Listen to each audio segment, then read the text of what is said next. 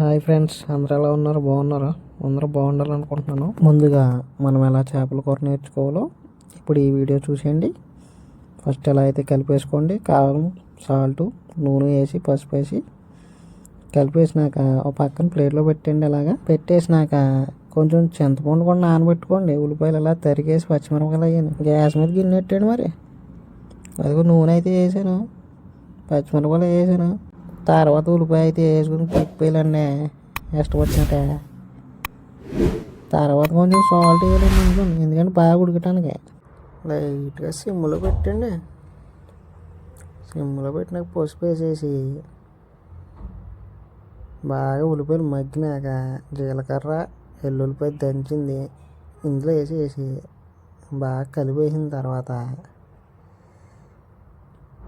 కొంచెం కారం వేసి బాగా గ్రేవీ పెట్టి బాగా కలిపి గ్రేవీ కింద అయ్యేలాగా బాగా మగ్గిపోయిన తర్వాత కొంచెం ఫిష్ మసాలా వేయండి, కొంచెం టమాటా సాస్ కూడా వేయండి, ఇంకా చింతపండు పులుపు కూడా వేయండి, నీళ్ళు వేయండి కొద్దిగా.